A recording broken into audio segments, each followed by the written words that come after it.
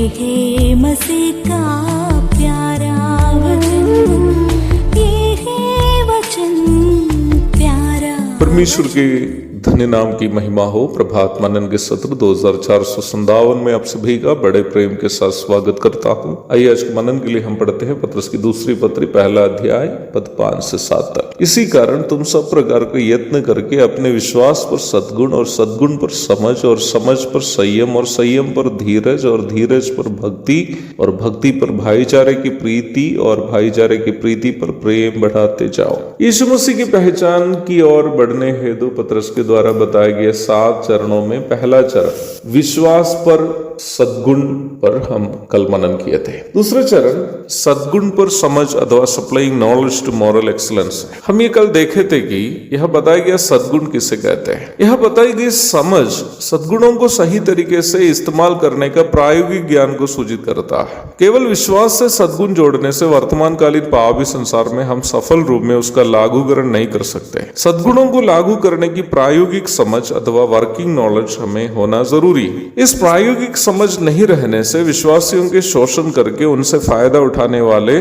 तथाकथित मसीह लोग भी है और गैर मसीह लोग भी है। हाल ही में इस प्रकार मुझे किसी ने जो ठगा था, मैं आपको बताना चाहता हूँ। घर का आयरन बॉक्स खराब हो गया था। मैं कटिहार के एक परिचित इलेक्ट्रिशियन के पास उसे बनाने के लिए दिया था। एक दिन लगभग सुबह 8:30 बजे मैं उसे लेने के लिए उस दुकान के पास गया और दुकान बंद देखते ही मैं वहां से लौटना चाहा। इतने ही में सामने एक महिला आ गई जो लगभग 50-55 साल की लग रही थी। सामने एक किराना दुकान थी जहाँ एक बुजुर्ग दुकानदार भी मौजूद था और उस महिला मुझसे बोलने लगी कि उसको बहुत तेज बुखार हो रहा है, इसलिए डॉक्टर के पास जाने के लिए 200 रुपये चाहिए। जब मैं उसके चेहरे पर देखा तो आंखें बहुत कमजोर सा लग रही थी और देह भी उसकी हल्का कांप रही थी।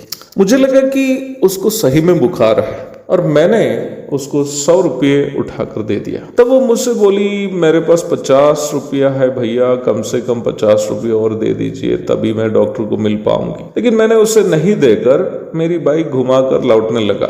लेकिन मेरे अंदर थोड़ी सी तकलीफ होने लगी थी। मैं बाइक के रियर व्यू ग्लास से पीछे की ओर देखा तो मुझे बहुत दुख लगा, क्योंकि महिला उधर ही खड़ी थी और शायद और जो लोग वहां से जा रहे थे उनकी ओर वो हाथ बढ़ा रही थी, कोई उसको नहीं दे रहा था। उस समय मेरे मन में अचानक नीति वचन 3:28 याद आई।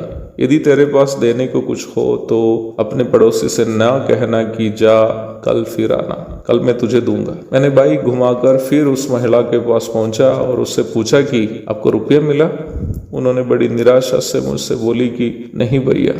मैंने उसको फिर 50 रुपया उठा के दे दिया। जब मैंने इसे देकर सामने वाली उस दुकान की ओर देखा जहां पहले एक बुजुर्ग दुकानदार था, वहां 15-16 साल का एक लड़का उस समय मौजूद था और वह मुझे देखकर हंसने लगे। जब मैंने भी उसको देखकर मुस्कुराने लगा तो वो मुझसे कहा, अंकल वो तो आपको फंसा दी है।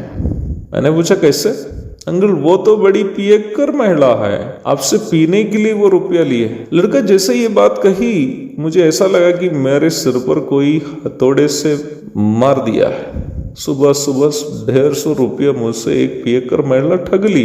पास में सब्जी की दुकान में घुसकर ये बात जब मैंने बताया तो वे लोग भी बोले कि वो महिला अपनी जवानी में एक नचनिया थी और 1 नंबर की शराबी भी है। यह अच्छी बात है कि मेरे अंदर भलाई करने का सद्गुण है और मुझे देने में खुशी भी है। फिर मुझे गलती कहाँ हुई? मेरी गलती यह थी कि मैंने सद्गुण के साथ समझ का उपयोग नहीं किया, प्रायोगिक ज्ञान का उपयोग नहीं किया।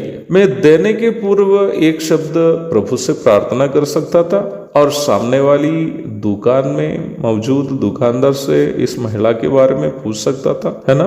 मैंने इन दोनों प्रायोगिक ज्ञान के इस्तेमाल नहीं किया और जिसकी वजह से ठगा भी गया। एक छोटा सा उदाहरण मेरे ही जीवन से मैं आपके साथ साझा कर रहा था। किसी भी प्रकार के सद्गुण समझदारी के साथ उपयोग नहीं करने से हमारे सद्गुण के कारण भी हम गलत नतीजे पर पहुंच जा सकते हैं। इसलिए सद्गुण के साथ हमेशा समझ को जोड़ना अनिवार्य है। एक और शुभ दिन की धन्य कामनाओं के साथ आज का मनन में यहाँ समाप्त करता हूँ। प्रभु आप सबको आशीष दे। आमीन।